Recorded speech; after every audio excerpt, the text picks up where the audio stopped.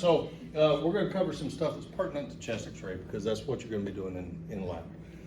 Okay, so really what we need to start with is lines and planes. So that's what this represents. This is in chapter 2. We're going to bump on lines and planes, and then we're going to go forward to body habitus, and then we're going to talk about chest x-rays. All right, so lines and planes. So you divide the body up according to lines and planes. Some we use in diagnostic, some we use more in CT and MRI and things like that. All right, so the main two that we're going to talk about in diagnostic are going to be a sagittal plane. A sagittal plane is a plane that divides the patient into left and right portions. Okay, so it's as if you were to take something and just cut me in half like this, right? So you've got a left side and a right side. Okay, that's a sagittal plane. You're going to have questions all the way through the registry that may be very, very specific. Okay, so you've got a sagittal plane. A sagittal plane can be anywhere. It can be right down the middle. That's a sagittal plane. It could be halfway in between the middle and the lateral portion. That's still a sagittal plane. It's just an off-center sagittal plane. They won't call that an off-center sagittal plane, but what they will call, be specific with, is a plane that divides you into equal left and right portions, and that is what we refer to as a mid-sagittal plane. Okay, so in your questions all the way through the registry, keep that in mind. If you see equal portions, then that's going to be a mid-plane. Okay, it's going to be mid-sagittal, or the opposite of sagittal at a right angle to the sagittal, which is also going to be perpendicular, is what we refer to as a coronal plane. It's like it goes across the crown, right? So again, we've got a division into front and back portions, and if it's an equal front and back portion, that is what we refer to as a mid-coronal plane. Exactly. Is this a coronal plane? Yes. Yeah. Is this a coronal plane? Yeah. Mid-coronal plane would divide into even front and back portions. Okay? So sagittal, plane goes front to back to divide you into left and right. A coronal, it goes across your body to divide you into front and back portions, right? So another plane that it's not perpendicular to either one of those. Perpendicular, again, meaning right angles, right? So coronal plane and sagittal plane are going to be perpendicular to each other, but a plane somewhere in between those two is an oblique plane. Okay, so it's not a coronal plane, it's not a sagittal plane, it's an oblique plane. So the patient's turned a little bit and they're somewhere in between those. For most of the projections we're going to talk about this semester, we're going to use the x-ray beam in a lot of cases, or possibly obliquity of the patient's body to accomplish that desuperimposition that we were talking about before. Okay, so obliques for most of the things that we're going to talk about this semester are going to be 45 degrees. Okay, just lock that in. If we get to anything that's not 45 degrees, I'll tell you, but for everything else, it's going to be 45 degrees. Okay, so then we've also got another plane that's perpendicular to both the coronal plane and the sagittal plane, and that is a horizontal plane. The horizontal plane sometimes is referred to as an axial plane. So CAT scan. Anybody know what CAT scan stands for? The acronym CAT stands for in CAT scan? Axial. It's axial. So what a CAT scan does, and it's really the reason it was CAT scan is this is the only plane it could image in originally. Okay, now it's not CAT scan anymore, it's CT. And it's CT because we can reconstruct in pretty much any plane. So it's CT, we removed the CAT, but that's the plane that it originally focused on, was just the axial plane. So axial plane divides the patient into upper and lower portions. Coronal plane, front to back. Sagittal plane, left to right. Oblique plane, it doesn't do any of that. It's all by itself. Is there a difference between horizontal, axial, and transverse? No, all same thing. 3 words for the exact same thing. Yeah. Yep. Thank you. I missed transverse. But it's the same thing. All right. So we'll talk about the great cavities probably, I don't know, next week or the week after. Now we're going to step into chapter 3 with a chest x-ray. Okay? So body habitus. The position, the shape of the lungs, and the orientation of your collimated field or your image receptor is going to be greatly affected by your body habitus. So you have 4 basic body habiti. That will be hypersthenic. I don't remember how to get rid of this. Our normal classroom, I think, yeah, there we go. Our normal classroom is where y'all interviewed upstairs. It just can't hold more than 30 students. So we come down here and everything's weird, you know. Our boards are that way and it's just weird. Okay, so anyway, we've got 4 basic body habitus. So what we refer to as your average would be your sthenic. So hypo is a prefix that means less than, hyper is greater than, okay? So hyposthenic would be smaller than sthenic. Okay, so now you've got somebody again with a runner's build, somebody with a swimmer's build, somebody who's very athletic but they're thin. So you got sthenic, you got athletic that, you know, is beefier, and then you got hyposthenic, which would be somebody who does a lot of cardiovascular. Still very athletic, just, you know, just thinner. And then asthenic would be somebody who would be, I don't want to say abnormally small, but really, really small. So in a lot of cases, our patients who come to us from nursing home who look small and frail and just almost malnourished, and it's usually because they're very old and probably pretty frail, would fall into this category. Okay, so we have asthenic, very thin, hyposthenic, healthy thin, sthenic, just your average person, and then hypersthenic would be somebody who's bigger. Okay, so the orientation of the lungs in each one of these, what we have is, you know, just average is average, right?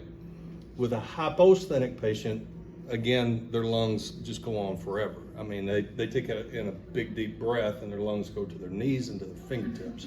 They just expand in all directions forever. And then asthenic, usually your asthenic patients are also very, very small. With everybody except for asthenic, your orientation becomes, and really sthenic, your orientation becomes image receptor orientation, collimated field orientation becomes more important, especially with hyposthenic and hypersthenic, okay? So let's say we're using, again, a rectangular image receptor. And this image receptor, so to speak, is smaller than what we would use in clinics, all right? So this thing is probably, I don't know, 11 by 13 or something like that. Okay, so it's quite a bit smaller. 14 by 17 used to be standard. 17 by 17 or 16 by 16 is pretty standard now. So if we have a hypersthenic patient, the hypersthenic patient, the lungs tend to be shorter. So what would our logical image receptor orientation, yeah, you can shut that, image receptor orientation be for a hypersthenic patient? Crosswise. Crosswise. Right? So if you have somebody who's sthenic, what do you think? Probably also crosswise. You know, when I was in clinical practice, I used crosswise for pretty much everybody except for hypersthenic. Or I'm sorry, hyposthenic. Hyposthenic, usually turn it lengthwise and say a little prayer before, you know, I mean, because again, they just breathe themselves. They got huge lungs. So lengthwise for sure. Could go either way, crosswise. Okay, Mindy and Goldie are going to grill you on lengthwise versus crosswise. Lengthwise means going with the length of the body. Long. Crosswise is the other. Okay, all right. So just remember one, another takes care of itself. Our pad is blinking, so we'll see what happens. All right, so thoracic cavity. What we have in thoracic cavity is obviously we've got the ribs. The ribs provide support, but they also provide aid in breathing. Okay, so you've got intercostal muscles that kind of lift and separate and help you to draw in air, but you've also got soft tissue things in there as well. So it's bound by the walls of the thorax. It extends from the superior portion, which is what we refer to as the apex. The top of a mountain is a apex, right? And then it goes down to the base, but the base is a little bit complicated. The base isn't just flat like a mountain, like what we see in a mountain, but it's dome shaped because of the diaphragm. The diaphragm extends down, and so it comes down to a point on both sides, and that's what we refer to as the costophrenic angles. Okay, so phrenic meaning the diaphragm, and costo meaning the ribs. Is where the ribs and the diaphragm come to a point at the bottom. Okay, so when we take an x-ray on something, we need to see all of the anatomy we're interested in seeing. So on a chest x-ray, what we need to see is we need to see from the apex to the costophrenic angles. We need an image receptor large enough and a collimated field large enough in order to see all that stuff, right? We've got to see from the top to the bottom, we've got to see from the left to the right, and we don't want to see any kind of rotation. We'll take a look at what all that looks like. But we need to see all that stuff, and that's basic anatomy of the lungs. So we get a little bit more specific, and what we need to see is not just the lungs, but we need to see the size and shape of the heart as well. We need to see the integrity of the lungs. What's going on in the lungs?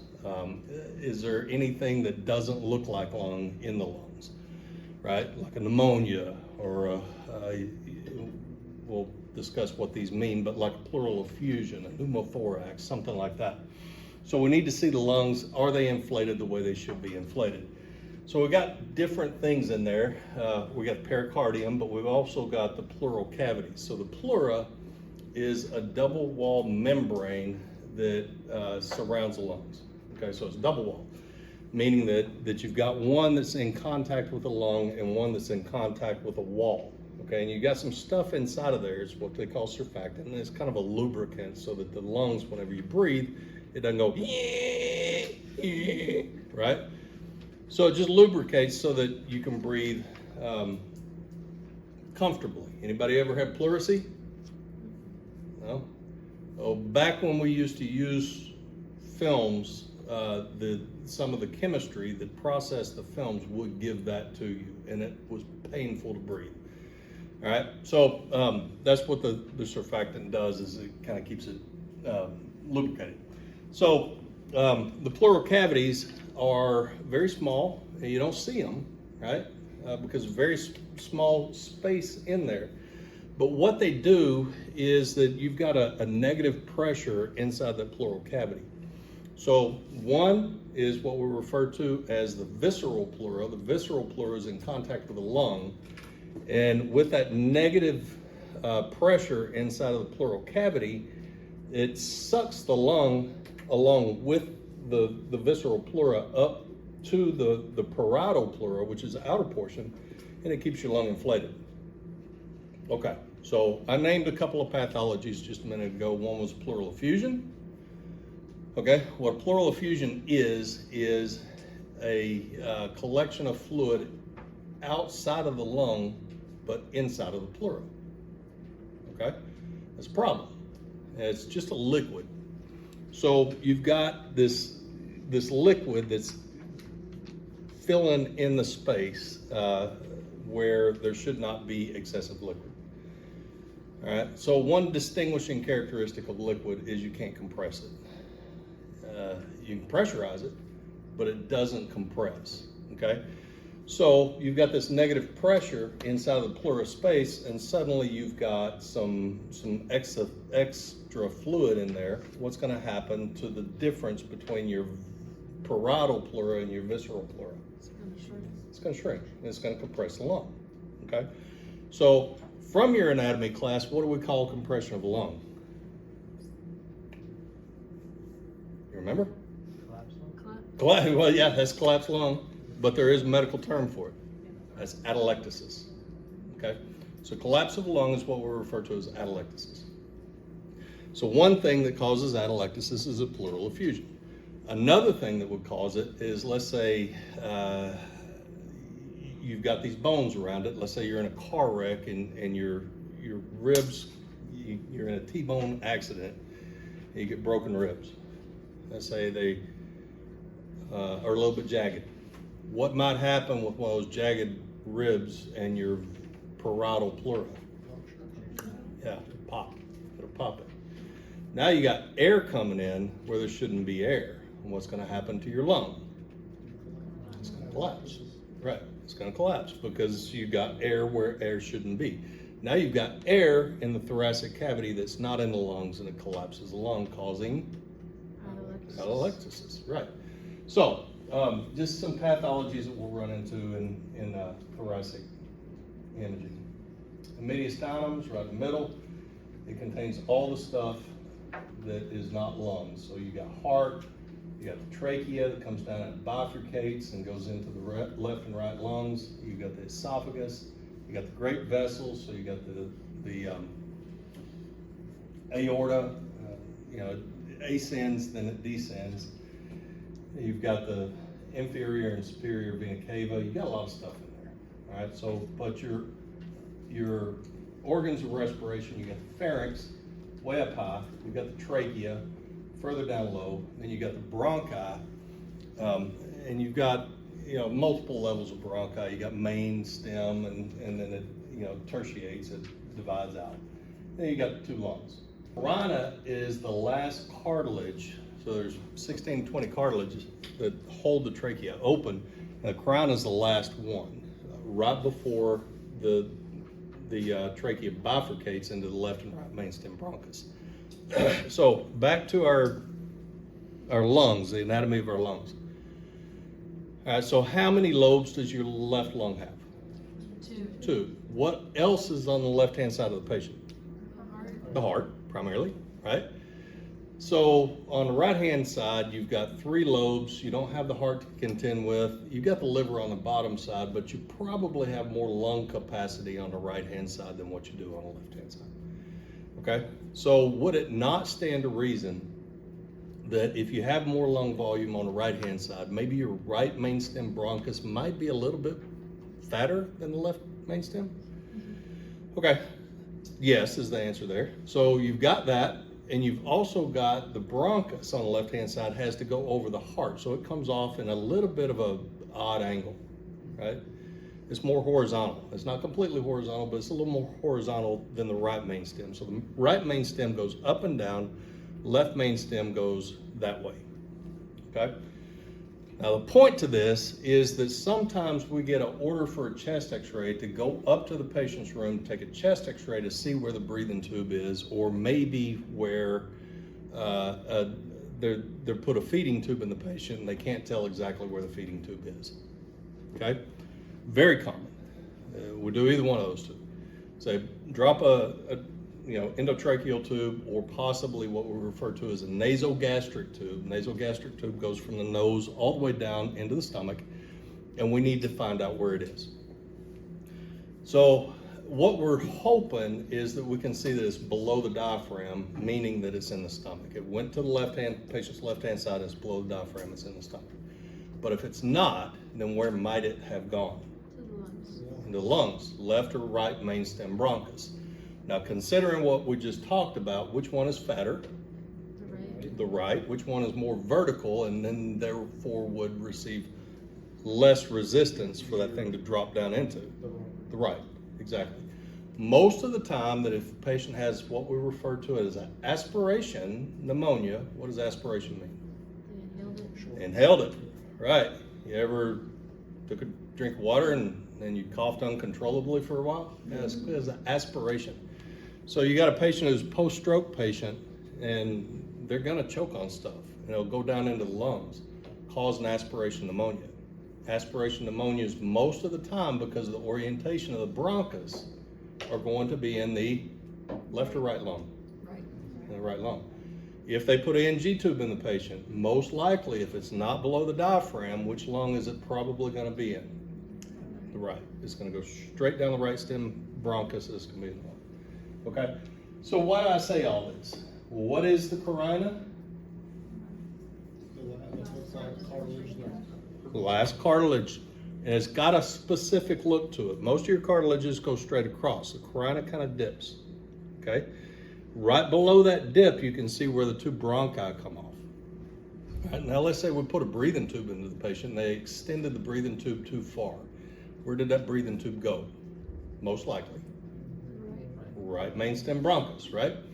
Well, the breathing tube also has a balloon on it. So they drop the breathing tube, they inflate the balloon so that it stays in place, but also if they don't inflate this balloon, then as soon as they push air into the breathing tube, it's going to shoot right back out of the patient and the patient doesn't breathe, okay?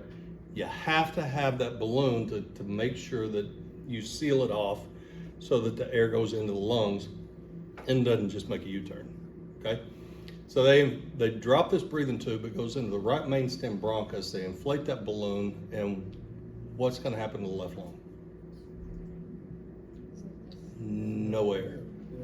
You don't get oxygen to something for long enough, what happens to it? It dies. It dies, right. It dies. So sometimes we have to go up and we have to take a look and see where the breathing tube is. What are we looking for in that case? Is it above or below the carina? Okay. So we want it above the carina because the carina is the last tracheal cartilage before that split. If it's below the carina, it's probably in the right mainstem bronchus. We gotta deflate the balloon, pull it up a little bit, re-inflate the balloon. Make sure that both lungs are being aerated. Okay. So again, we just talked about this next slide. So subdivisions of the bronchial tree, you should be familiar with that. You've got primary, secondary, tertiary bronchi, bronchioles, terminal bronchioles, and everything ends in the alveolar ducts. You're going to see questions that say, what is the functional unit of the lung where the air is exchanged? And your answer is alveoli, right? So we're going to ask you, have a diagram on the image and ask you which one's bronchial versus a terminal bronchiole. No, we are not, but we're probably going to ask you about the alveoli. Okay, so just what it looks like, organs of respiration, and a couple of things here. We've talked about most of this. One thing, word you need to familiarize yourself with is hilum. So hilum is, you've got hilum in your kidneys, in your liver, and in your lungs. And what that is an area of where you've got a lot of activity and a lot of traffic, so to speak. Okay, so the hilum would be where the pulmonary arteries come in, pulmonary veins leave, and also where your right and left mainstem bronchus come in. Okay, so on a lateral chest X-ray, you'll be able to visualize a hilum. It's pretty much right in the middle of the image, and you'll see tubes and differences in appearance of the lungs in those areas. Okay, so that's a hilum.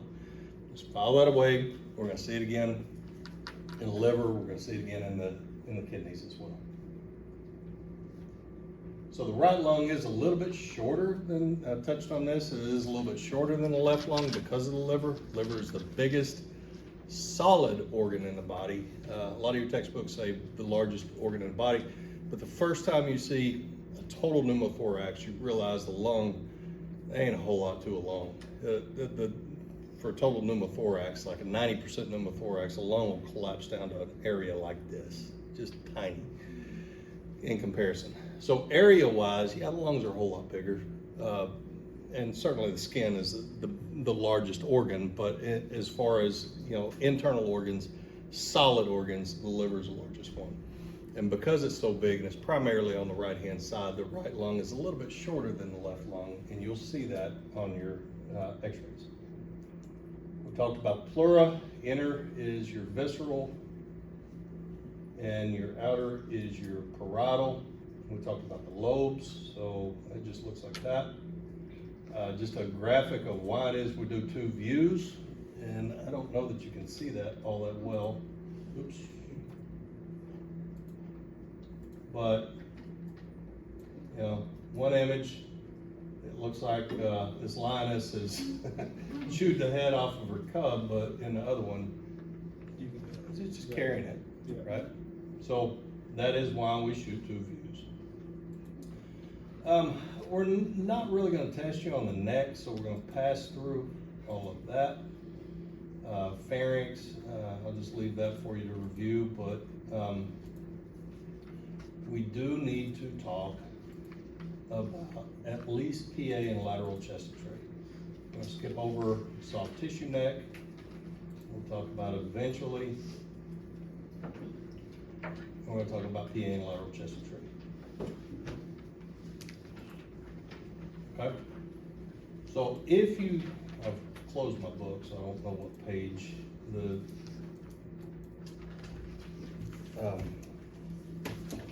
picks up on. I do want to draw your attention to something though. Like, look on page 82. So, we're going to talk about a lot of different things, and we're going to skip over a lot of different things. We're mainly going to hit the essential projections, and we might not even hit all of those, okay, for this semester. We're going to hit them eventually. Amy, you'll talk about them in your sophomore year, but right now we're just focusing on the most common projections positions. So you're going to say, well, what do I need to study? Well, see the table on page 82, pretty much that, right? Especially when we get into upper and lower extremity, there are dozens and dozens of different projections. And you're gonna feel overwhelmed. What do you need to fall back to? The essentials. The essentials, yeah. Every chapter starts with, the essential projections. So, if there's something else you need to study, then that's gonna be reflected in your lab manual. Right. Essential projections, that's what we're gonna focus on. So what we're gonna do is today we're gonna finish up, probably not gonna get to AP, but we're gonna talk about PA, we're gonna talk about lateral, but we're not gonna focus on oblique right now. We might get to AP, we're probably not gonna get to AP axial. We have 3 weeks of lecture between this and abdomen. So we're gonna cover all this, but what we're gonna focus on today is PA and lateral.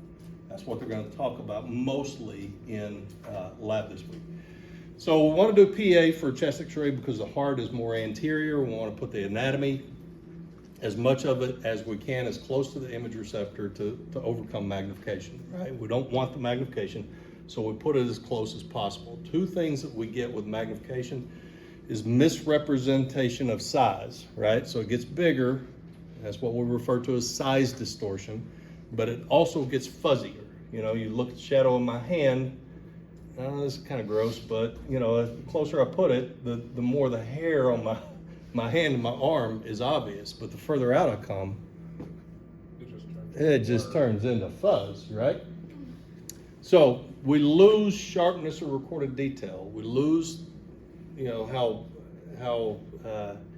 much we can see fine detail. And we also get misrepresentation of size. So we want as low of an object to image distance, that's OID, as possible. And we also want an adequate SID. Where we can't get a low OID, we want to increase our SID. That's why we use 72 inches for a chest X-ray where we can. If the patient's on the table, can you get 72 inches? No, you can't. So sometimes we have to settle, right? Sometimes we can't get what we want, so we just have to settle. So, if at all possible on chest X-ray, we always want to use 72 inches, right? We always want to shoot in a projection that would put our anatomy of interest closest to the image receptor, right? To minimize magnification and also minimize fuzziness, and we call that blur, which is sharpness of recorded detail, right? All right, so how then can we get all of that 72 inches, chest up against the image receptor? How can we get all that? Stand them up, exactly. So you have 2 different places that you can shoot in an X-ray room. You have a table, and you have what we refer to as a wall bucky, and I promise I'm going to tell you why we call it a bucky. It's just not pertinent right now. All right, so what we're going to do is we're going to take the patient, we're going to stand him up, facing the wall bucky, and put their chest all the way up against the wall bucket.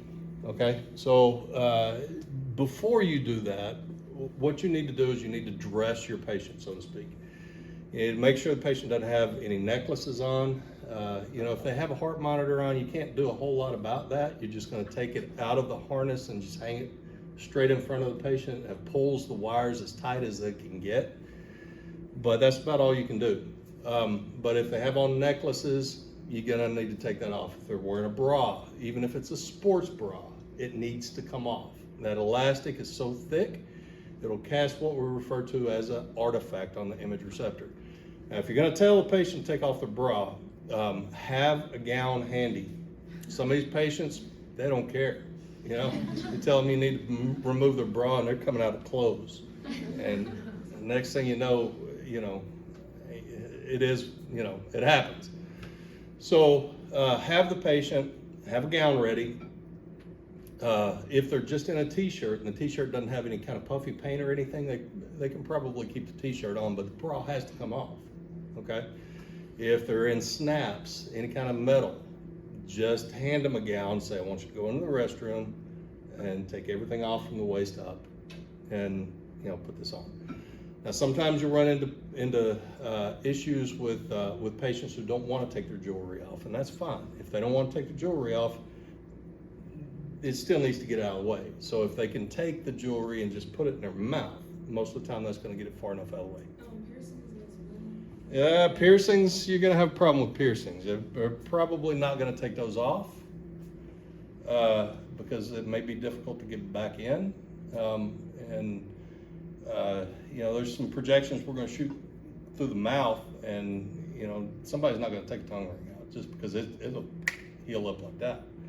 So, you can ask them, but I'm not going to get that personal with them. I'm just going to say remove everything from the waist up. If they pull the piercings out, that's they did that. So everything off from the waist up. All right, so we're going to shoot PA projection if at all possible. All right, so you're going to have the patient facing the image receptor, preferably wipe off the image receptor before you put the patient up there, right? Just so that they can see that it's clean, right? Put the patient up against it. So what you want to do then is to do a couple of different things. One is, the arms. Sometimes your arms hanging down, if you've got a lot of soft tissue, the arms can cast a shadow over the lungs. So you want to get the arms separated from the body a little bit. The best way to do that is put the back of the hands on the hips. Okay, I say the back of the hands because you're going to take another step as well. That is, your scapula are over the lateral portion of the lungs, and you want to remove them if at all possible. So what you're going to do is you're going to have the patient rotate those towards the image receptor. Now, I recommend that what you do is while you're doing all this, if you have a patient who came from home and they're wearing, patients will lie to you. If they're wearing a t-shirt, you ask them, are you wearing a bra? Sometimes they'll say no, when in fact they are wearing a bra. Okay, at this point, what you're going to do is you're going to take their shoulders and you're going to push them. You can say, I want you to rotate your shoulders forward, and you're going to push their shoulders towards the image receptor. Okay, gently, but at the same time, you're frisking them. Okay, to see if they truly don't have a bra. Okay. You might even pull it a little bit and see if they've got a necklace on. But you're going to do all this stuff because your patients will lie to you. So you're going to rotate them forward. And the purpose, another purpose for putting your hands on the patient is because sometimes you'll tell the patient to rotate your shoulders forward. All right, so just the words, rotate your shoulders. How might you interpret that? Right? Yeah. You don't want that because you got two things that mess up your image. One is involuntary and the other is voluntary motion, right? So have, push the face and shoulders forward, have them touch, if at all possible, the image receptor. Gets soft tissue out of the way, moves the scapula, and at the same time it has a tendency to take the sternum and put the sternum vertical and parallel to the image receptor. And it's all the steps that you want to take for a PA chest x-ray. You need to make sure that you have enough light at the top of the shoulders the collimated field or the image receptor, the question on the test may ask you either one. Collimated field or the image receptor is 1.5 inches above the outer portion of the relaxed shoulders. Okay, so why do I make that distinction, relaxed shoulders? It's 1.5 inches, it could turn into 3 inches, right? So the demographics usually on the patients who walk around with shoulders up are generally very small little old men. Okay, so you get a little bitty, you know, say 5'1", 100 pounds soaking wet little old man, and he's probably carrying his shoulders a little bit high. It's just what it is, all right? So you see where my shoulders are, right? 1.5 inches above that, collimated field's right about there, right? Now where is 1.5 inches? Nice earlobes, right? Okay, so have them relax their shoulders if at all possible. You know, sometimes they've been walking around like that for so long they don't know how to relax. But if at all possible, get your shoulders down, top of the image receptor, with the light field or the radiation field, 1.5 inches above the outer portion of the relaxed shoulders. Again, I say outer portion because look what happens with the shoulders. Is the outer portion and the inner portion at the same height? No. So I'll go 1.5 inches from here, right? It's too high. So best case scenario, you expose something that doesn't need to be exposed. Worst case scenario, by moving all of that, you clip the bottom of the lungs, which are the, what do we call it? Costophrenic. Very good, costophrenic angles. Don't want to clip the costophrenic angles. So, steps in a PA chest x-ray. Dress the patient, get rid of all that stuff that we talked about before, the bra, the necklaces and all that is what we refer to as artifacts. An artifact is something on the image receptor you don't want to see. Okay, so get rid of whatever artifacts you can, dress the patient. PA projection, PA stands for posterior-anterior. Okay, so we have two different things. We have projection, we have position. Position in this case, the patient is upright. Okay, position is upright. The projection describes the path of the x-ray beam. In this, if that's the x-ray beam, what is the beam hitting first? Posterior, and then it exits the anterior. So PA stands for? Posterior-anterior. Bingo, posterior-anterior. That's posterior-anterior projection. Path of the x-ray beam is your projection. Position is just that, it's body position. We'll get into some specifics. You know, this is really an anterior, upright anterior position. Right now, what I want you to know is this is a PA projection, patient's upright. We want upright so we can get a good breath in the lungs. We can get 72 inches. We can see air fluid levels. We hadn't talked about that yet. We get a good breath. All right, so the air fluid levels. Let's say the patient has that pleural effusion we were talking about before. All right, a pleural effusion is, again, it's not in the lung, it's in the pleural space, and it's free to move anywhere. It's very liquid, unlike a pneumonia, which is a little snottier, you know. It's very liquid. So if it's liquid and it's free to move, you lay the patient flat on their back, where is that liquid gonna go? To the back. Straight to the back, right. So when you're measuring liquid, let's say you're cooking something, you use a measuring cup, it's got lines on it, right? You pour the liquid in it, and then how do you tell when you've got enough in it? You just look down on it? No, I have to go the same. Bingo. You go like this, right? So your eyes are horizontal, right? This is vertical, this is horizontal. So you get down on the level with the measuring cup and you get your eyes horizontal so that you can see exactly where that fluid is. Okay, so on chest x-ray, if we're looking for a pleural effusion, we need a horizontal central ray so we can see their fluid levels. And it's obvious and distinct. You got lung and you got not lung, okay? Indicating you got a pleural effusion. Okay, so we want to take two views so that we can get Different. 3D, three-dimensional perspective, exactly.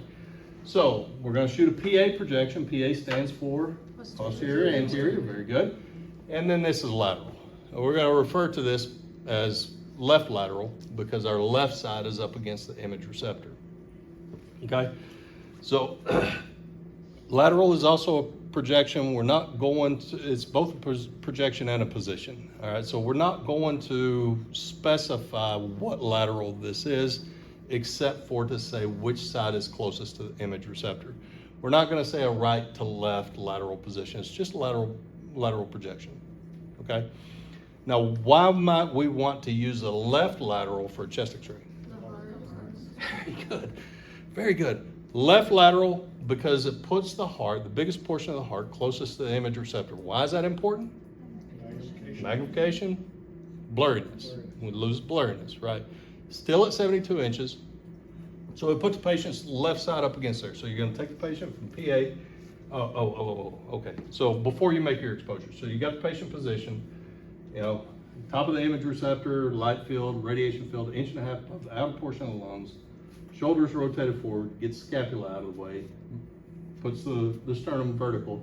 You're going to have the patient take in a big, deep breath. Okay?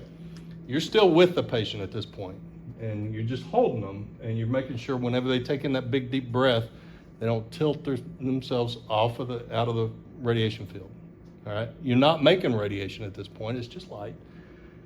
So you got your hand on them just to, hold them in place and kind of judge.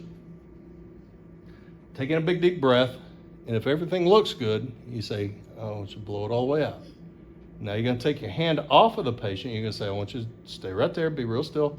And you start walking around to the control panel. You say, take in another big, deep breath. Still have the light on, but before you mash the button to make the exposure, look at the patient, make sure they're still in a light field, hold your breath, make your exposure. So 2 breaths.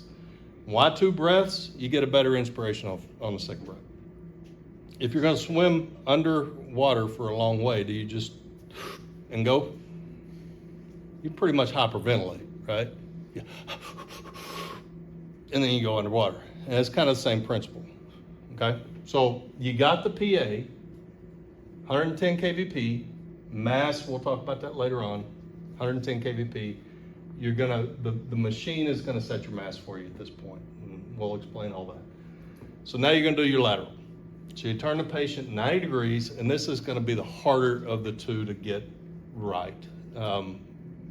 Because what we wanna see is, we wanna see all that we saw on the PA, apex to the costophrenic angles, but also your costophrenic angles are longer in the back. So you may have to lower your image receptor a little bit. You may have to open your radiation field, open your collimation a little bit in order to get it. But also, you got this big flat surface for the PA, right? Lateral, you don't. So you're going to see, you're going to struggle with rotation on lateral. Okay? Just accept it. It is what it is. You're going to repeat more laterals than what you will PA. You'll probably repeat PAs more because you clipped anatomy, specifically the costophrenic angles. You're going to repeat more laterals because of the costophrenic angles and rotation. Okay? So, how you can mitigate that a little bit is have a patient's feet, relatively close together, side by side, right? Pointing at the wall. Okay? So, shoulder up against the image receptor. Be real careful that the patient's not leaning, into it or away from it, but they're standing with their weight equal on their feet. Okay, so what are we looking for? Still a chest X-ray, so what are we looking for? The lungs, right? Is there anything that's blocking the lungs? Arms, right? Okay, all right. When I tell you you're gonna mess something up, number one, you're probably gonna make this mistake unless you learn from mine. Almost everything I say you're gonna screw up, I say because I screwed it up, all right? So you're gonna forget to raise the arms at some point. You can get the arms out of the way, okay? So you wanna get the arms as high over the head as possible. Again, be careful that the patient, if you got an older patient, their shoulder might not have the mobility it used to have, and in raising their arm, it may, rotate them a little bit. If that's the case, have the arms out in front of the patient a little bit. Most of your machines have this little hold bar that they can just reach out and grab. Those are ideal. Use it, right? Have them grab onto the hold bar, but make sure you tell them it's not for pull-ups. You know, I've had patients grab onto it and really pull on it. It's just to hang on to get your arms out of the way. Okay, so weight evenly distributed on the feet, arms out of the way, lateral projection, left side against the image receptor to minimize magnification and blurriness. At least one breath. I think the Merrill's has changed to, one of you might correct me if I'm wrong, but I think that they've gone to 2 breaths on the lateral too. They have, yeah. So for, I guess we've evolved, I don't know. But for 100 years, literally, it was 1 breath for the lateral because the 2 breaths on the PA, you know, expanded your lungs enough. Somewhere along the lines in the last edition, they decided 2 breaths on the lateral. So for the registry, what's your answer? 2 breaths, right. In practice, 1 breath's gonna be fine. You know, you've already expanded the lungs, you know, as much as you can for PA.